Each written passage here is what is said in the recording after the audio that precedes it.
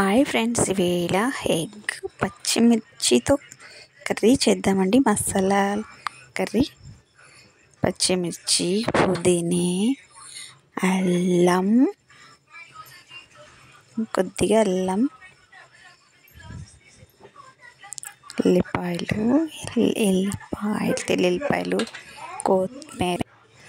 కొత్తిమీర కొద్దిగా వేసేసి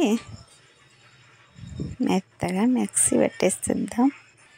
ఇప్పుడు ఎగ్స్ కొంచెం ఘాట్లు పెట్టేసుకుందామండి ఫ్రెండ్స్. పెట్టేసి ఉంచుకున్నాను.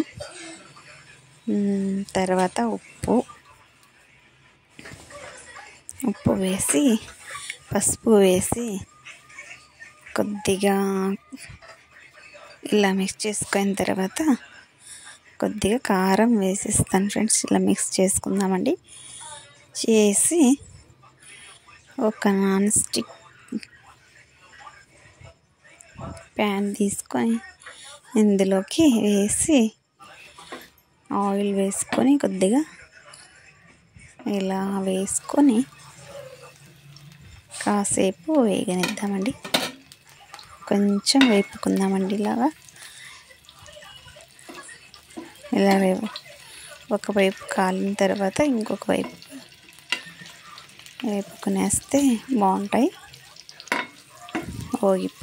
వేగిపోయిన తర్వాత ఇప్పుడు తీసేసుకుందామండి. కడాయి పెట్టుకొని ఆయిల్ వేసేస్తున్నాను. వేసేసి కొద్దిగా ఉప్పు పెట్టేసి టమాటో, ఉల్లిపాయ వేసి కొద్దిగా బాగా వేపుకోవాలి. వేగిపోయిన తర్వాత ఇందులోకి పచ్చిమిర్చి మసాలా ఫ్రై వేసేద్దామండి. మసాలా పేస్ట్ మొత్తం అన్నీ వేసి మిక్సీ పెట్టేసుకున్న మసాలా పేస్ట్ వేసేస్తున్నాను.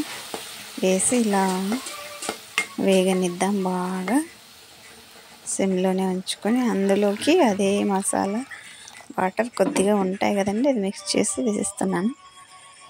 గరం మసాలా, కొద్దిగా చెక్క, లవంగా ఇంట్లోనే తయారు చేసుకున్న మసాలా, కాస్తంత ఉప్పు ఎంత సరిపోతుందో చూసి వేస్తున్నాను. ఎగ్స్ వేయడమే. చివరిగా వేసి మూత పెట్టి కాసేపు వదిలేద్దామండి.